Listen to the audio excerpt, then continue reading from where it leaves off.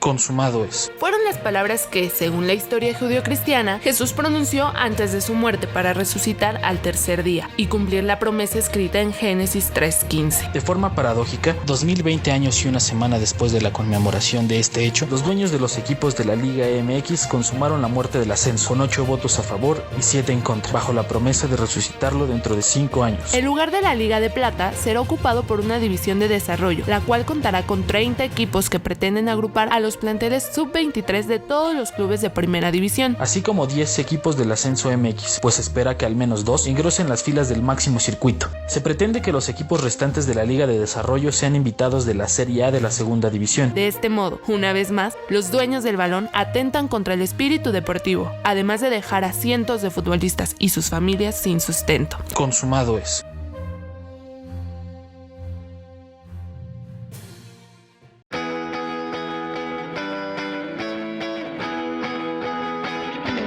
¿Qué tal, amigos? Bienvenidos una vez más a su podcast Táctica Fija. Pues después de varios días me da muchísimo gusto tener otra vez aquí a Dani compartiendo este pequeño espacio.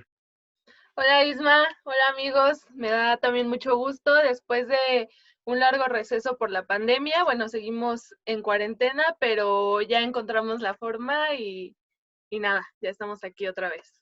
Perfecto. Y Dani, pues qué manera de regresar, que tenemos un invitado muy especial y si ustedes son aficionados a la lucha libre, la familia de Tijuana hace una presentación muy peculiar y me la voy a apropiar porque pues el pibe es casi de mi familia atlantista, y solo una estrella del Atlante puede presentar a otra estrella del Atlante.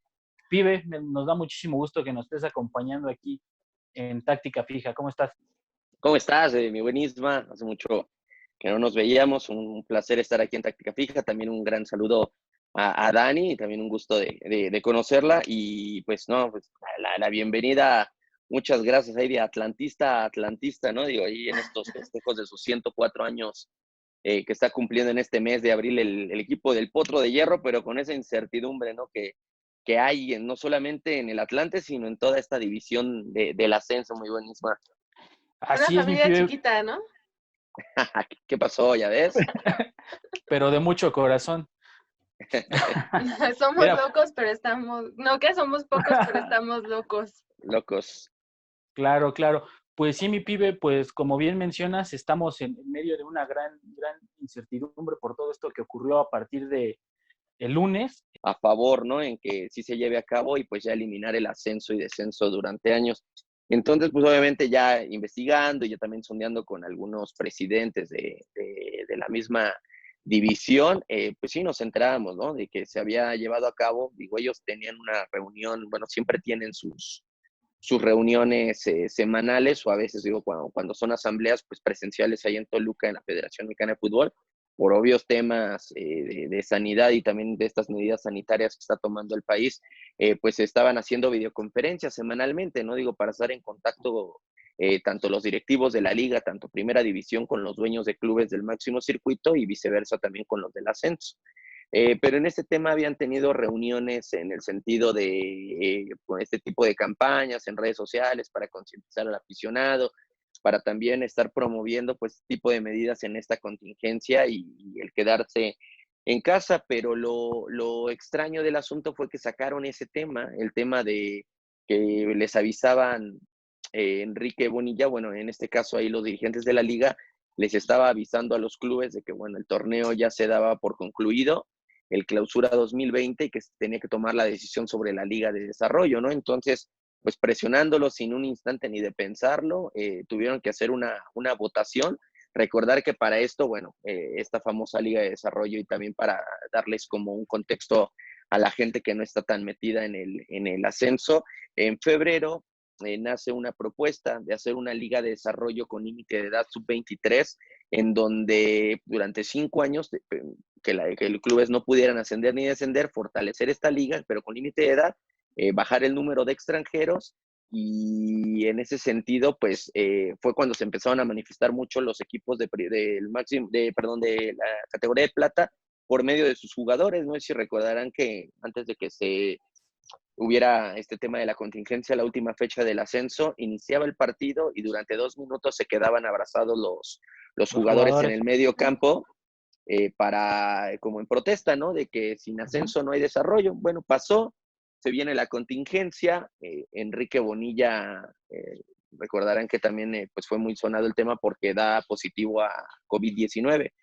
Entonces, con Ujú. este tema, ya con el contagio de Enrique Bonilla y todo, pues también emitieron un comunicado antes donde ante tal contingencia, el tema del ascenso se suspendía en el sentido de que, bueno, esta propuesta no se iba a llevar a cabo de la Liga de Desarrollo y seguía con su modelo vigente que así continuaba la categoría de plata, ¿no? Entonces, bueno, eso les dio cierta tranquilidad a los jugadores de que por lo menos el torneo iba a terminar tal cual como seguíamos viéndolo antes, ¿no? Con la calificación, la liguilla, recordar que el actual campeón era, bueno, era Alebrijes porque ya no va a haber, Ujú. ya no va a haber torneo.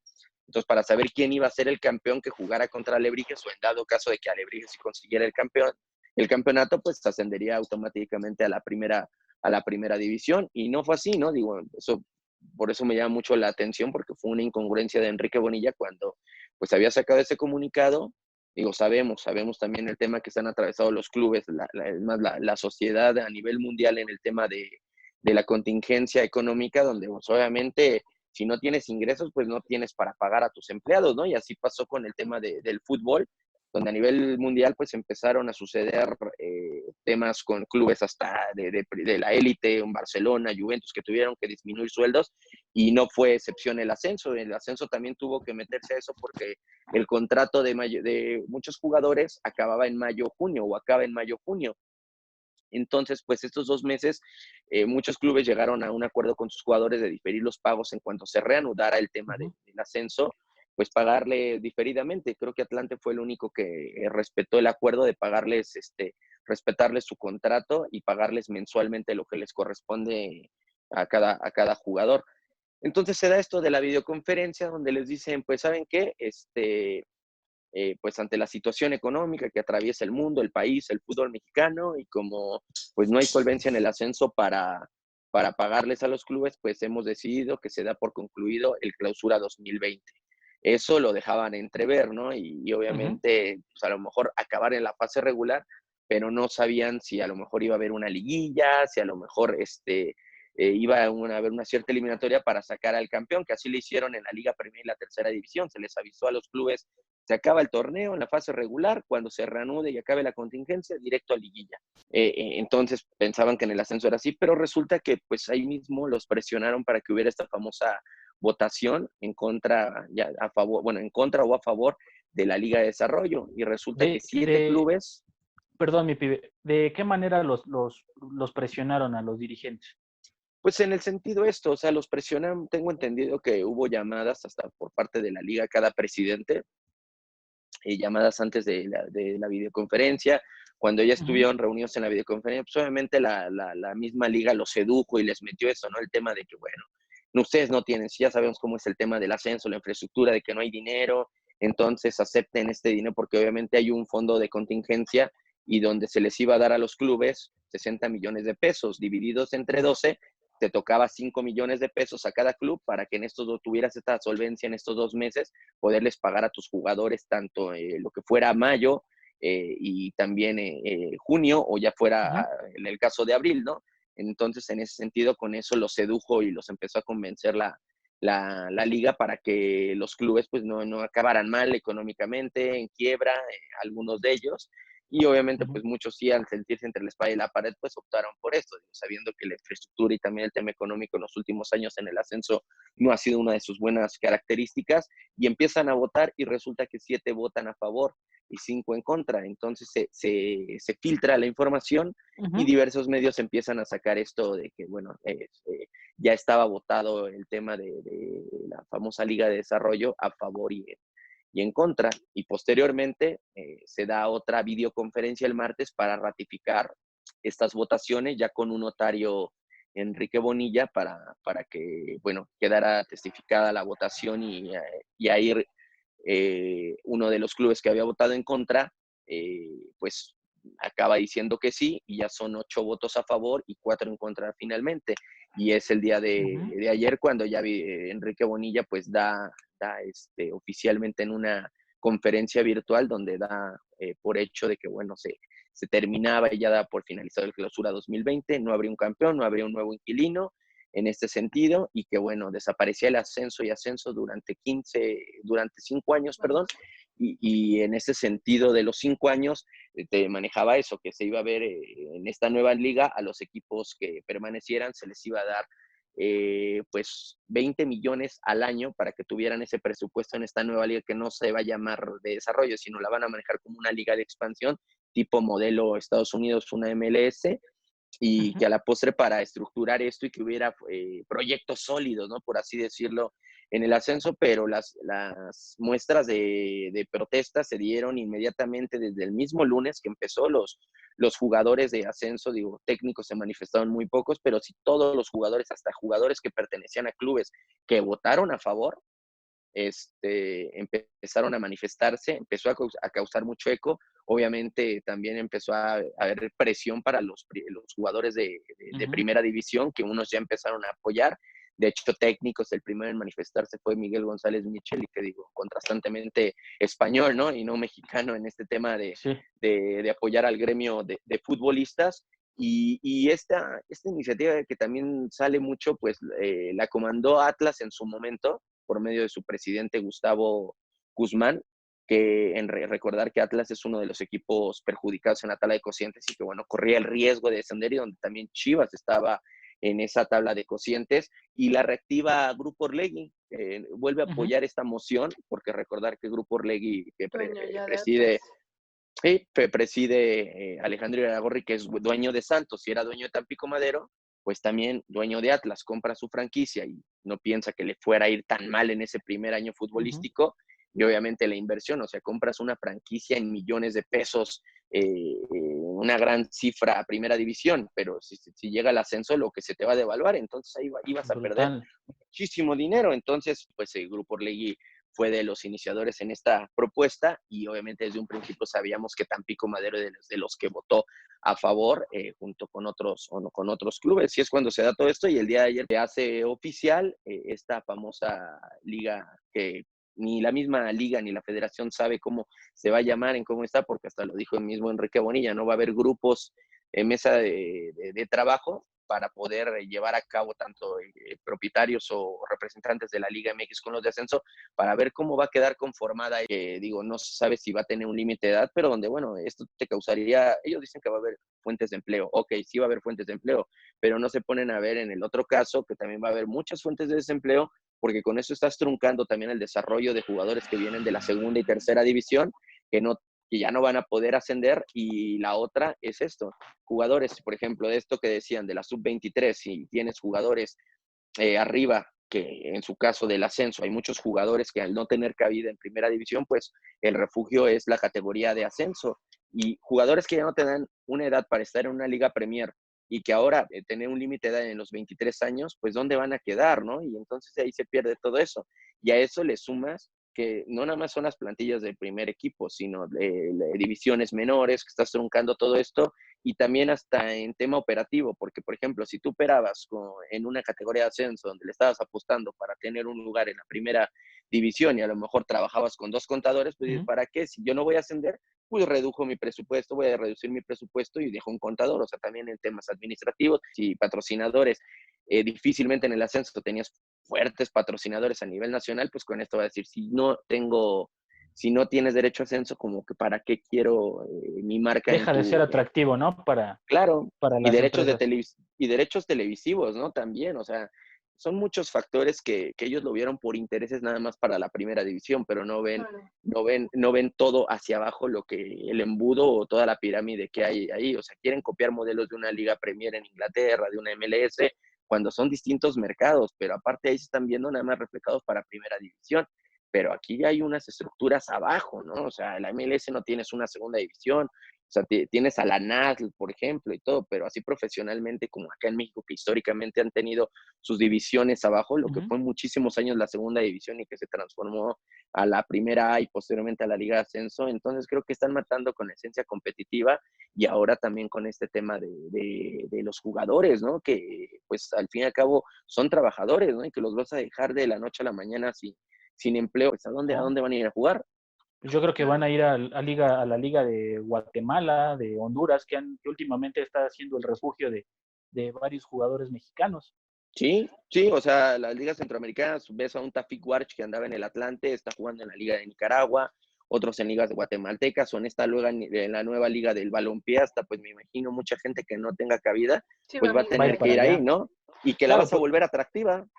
claro, y surgió ahí el rumor de que, bueno, el presidente, no recuerdo el nombre del presidente de la Liga de Balompié Mexicano, Mm. pero que ya tuvo pláticas, me parece, con 2 equipos de ascenso que se quieren adherir a esta nueva liga. Sí, creo que uno de ellos era Correcaminos, uno de los que más protestó, no, sin ser oficial. Algunos técnicos que habían dirigido en el ascenso ya estaban apalabrados con franquicias de esta nueva Liga del Balompié, donde también entre rumores se decía de que, bueno, quien estuviera en esa liga se le iba a vetar o poner candados de Femex Food, ¿no? de este lado, ¿no? Por parte de Femexud, exacto, Dani, en el sentido de que no tuvieran pues esas facilidades o esas oportunidades como antes en la Liga MX o en el ascenso. Perfecto, mi pibe. Pues ya nos bajaste el panorama muy bien. Dani, Bastante bien.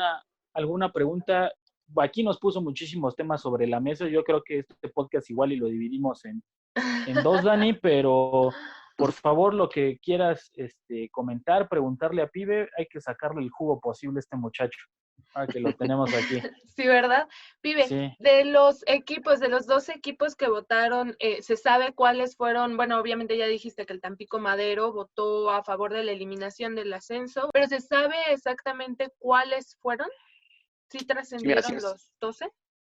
sí, o sea, no hubo una versión oficial, de hecho, Ujú, obviamente por motivos también de discreción ahí la misma liga, y de hecho los clubes a lo mejor no te dicen, pero obviamente los que votaron en contra, pues sí manifestaron quiénes fueron, y se supo, ¿no? De que en primera instancia, pues obviamente los que votaron a favor de que se quite el ascenso y descenso, pues fue Tampico Madero, uno de ellos. El caso de Dorados, que también el caso de Dorados llama la atención por el tema de la claro, multipropiedad, que no podía ascender porque pertenece a Grupo Caliente y ahí está dueños ya de Querétaro y Tijuana. de los Xolos de Tijuana. Entonces, no te permiten tener más de 2 equipos en primera división. Entonces, por ese tema de la multipropiedad, llevo 2 equipos, votó Zacatepec y Alebrijes, que a mí me causó mucha sorpresa ellos porque en febrero estos equipos habían estado en contra de esa decisión porque tenían infraestructura y el proyecto para querer ascender deportivamente, y Alebrijes también me llama la atención porque digo, tenías medio boleto ganado al máximo circuito, o sea, iba a 2 partidos para disputar Claro. el boleto a primera división, y las otras 2 escuadras, bueno, llevo 4,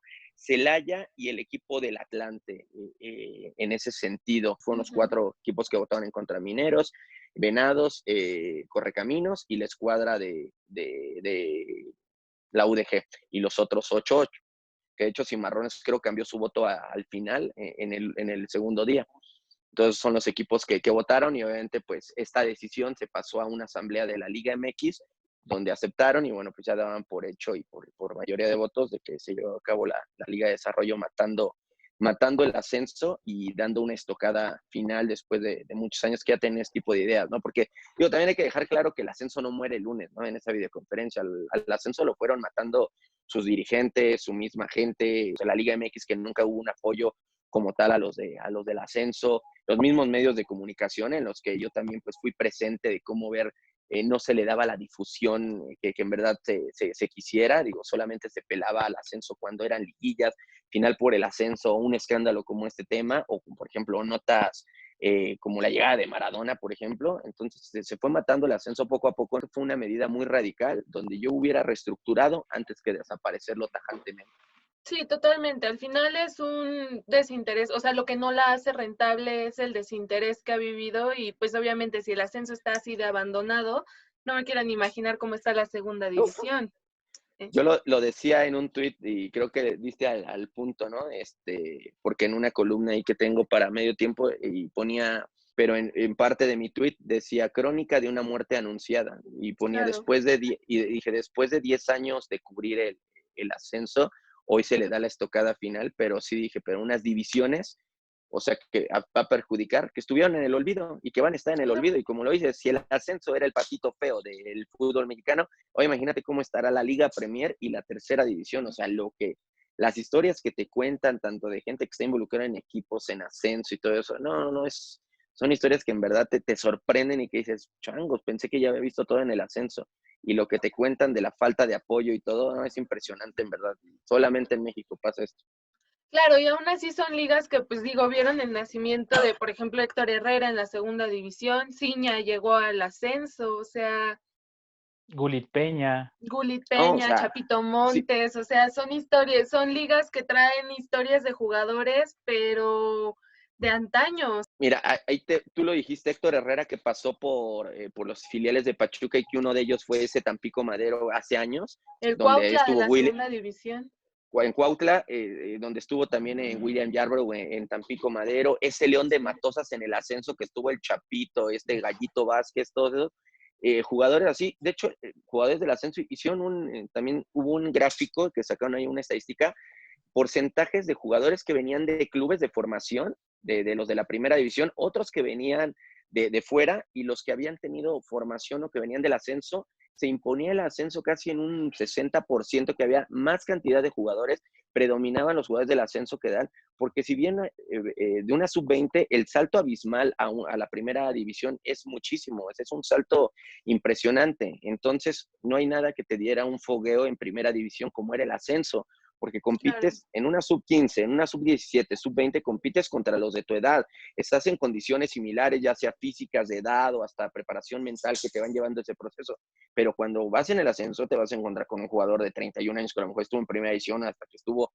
en el fútbol internacional, que tiene otro fogueo, otro desarrollo, entonces ahí es donde fogueas en verdad al futbolista que lo quieres preparar para primera división y que así era, o sea, equipos de primera división mandaban a sus chavos a foguearse al ascenso, los regresaban y era redituable para ellos porque los prestaban a bajo costo, pero los fogueaban en cuestión de esa preparación y te doy 5 ejemplos claros, por ejemplo, en primera división, que ahorita que se formaron el ascenso. El referente del América mexicano, ¿quién es? Henry Josué Martín. ¿Dónde se hizo su formación? Digo, antes de pasar de Venados. Xolos, en Venados, en lo que antes era Mérida. Roberto Alvarado, que llegó a Cruz Azul, Piojo. estuvo en Necaxa y Pachuca, el Piojo lo debuta. Marco Almeida en Celaya también, o sea, ahí cuando estuvo Ángel Reina y el Chango Moreno en esa temporada buenísima que estuvo Celaya. Una de las contrataciones bombas de Chivas, por ejemplo, para este torneo, junto con Cristian Calderón, Antuna y todo, el Canelo Angulo. El Canelo Angulo, antes de estar también en Necaxa, donde se hizo en Dorados, en el ascenso. Javier Güemes, Javier Salas, entonces, jugadores que pasaron en Claro. Dorados, ¿no? Rodrigo Noya, que está con Necaxa, pues mucho tiempo en el ascenso con la escuadra de Alebrijes, Mérida. Entonces, hay casos, o sea, en Carlos verdad sí hay, Salcido con los Gallos de sí, Aguascalientes, o sea, sí, o sea, hay jugadores que pasaron antes del ascenso de pisar una primera división y que te des ese fogueo, que muchos hablan por desconocimiento y colegas que hasta me enojé mucho porque hablaban con tal desconocimiento, decían, no, es que el ascenso, ¿no? ¿Cómo va a ser un semillero? Pues no es un semillero como tal, pero si te vas a los números, si ves esos casos específicos y si los puedes potencializar eh, y bien estructurado, sí se podría haber convertido en un buen semillero. O sea, por ejemplo, la muestra clara, recordarán una contratación que fue muy criticada con Jesús el Churpias Moreno, que llega de Alebrijes a la América y ujú, todo eso, que ahí fue cuando Sí. empezaron este tipo de contrataciones, todo, pero el chavo traía un buen proceso desde fuerzas básicas, bueno, de Alebrijes, había estado en otros equipos de la división y todo, y ya traía buen recorrido, o sea, entonces no es nada más, piensan que nada más por no estar en un equipo de primera división en tus fuerzas básicas no vas a tener una formación como futbolista, no, también te lo da una tercera, una segunda, el ascenso y hasta te lo da hasta a nivel más barrio, más cancha, ¿no? O sea, más como lo que te vas a encontrar en la primera división que el tema luego formativo que te pueden dar en esos clubes. Al final del día, mi pibe, yo creo que es como la escuela, ¿no? O sea, sí, la universidad, la prepa te forman, pero al final del día donde te vas a enfrentar a lo verdadero y a lo real es en el trabajo. Entonces yo creo que esta liga sí era muy buena para este tipo de desarrollo. Sí, completamente de acuerdo, ¿no? Si algo de tener un desarrollo bien como futbolista, el ascenso era el idóneo, ¿no? Y entonces ahora Y aparte, en su principio, cuando quisieron manejar Liga de Desarrollo de 23 años, ¿en serio le estás llamando así?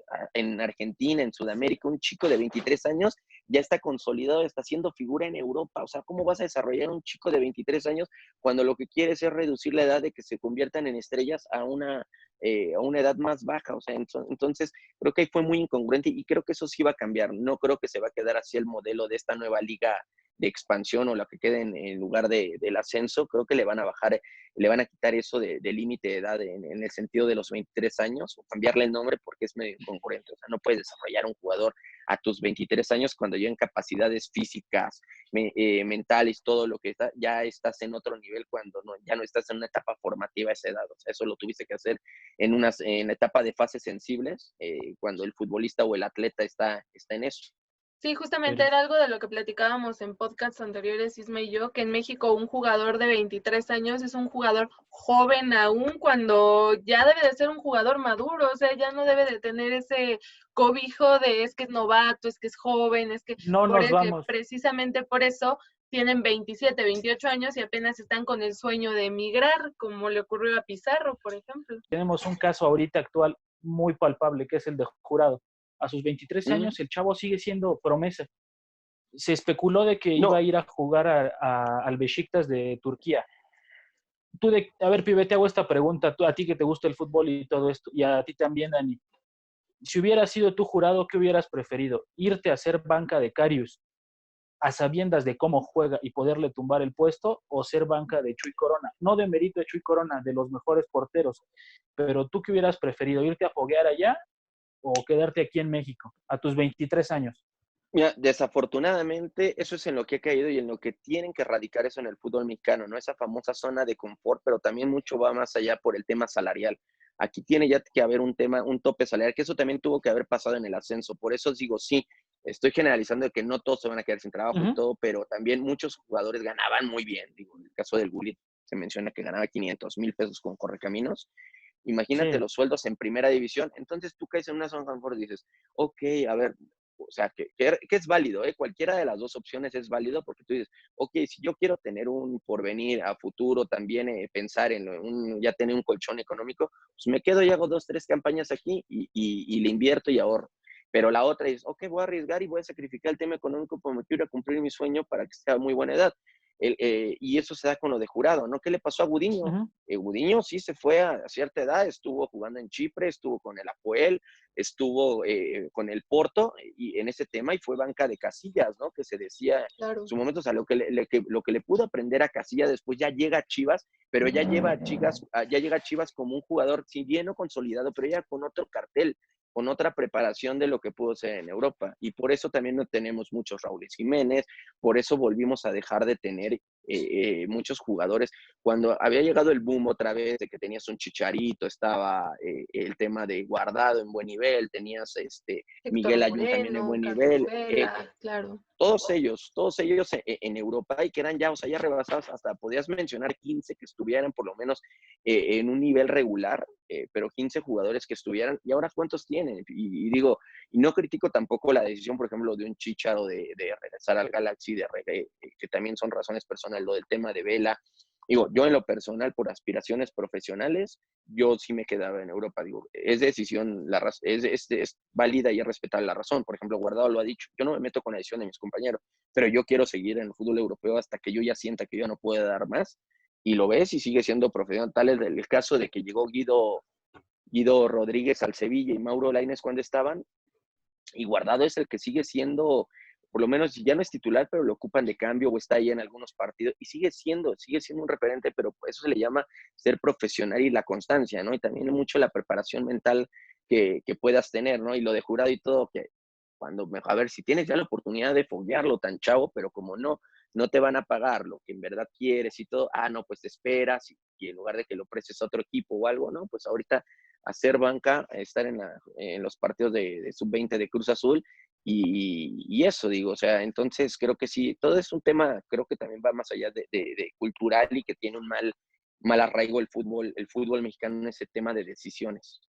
Sí, porque al final estamos hablando de que jugadores como Chicharito, Carlos Vela, Andrés Guardado, pues son jugadores que tienen más de 10 años en Europa, bueno, tenían, pero tampoco están saliendo ya nuevos y los que se están yendo no están jugando. Entonces, yo creo que ahí está un poquito el tema. Y pues con respecto a la Liga de Desarrollo y la Liga MX, yo lo veo como que se los pusieron muy sencillo.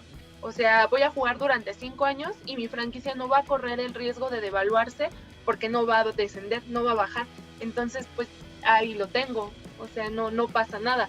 Y basta ver quiénes fueron los equipos de Liga MX, a excepción del América, que votaron por la eliminación del ascenso y el descenso. Entonces, que son equipos pues de media tabla, que sí le han sufrido y todo esto. Entonces es muy sencillo lo que ocurrió ahí, ¿no?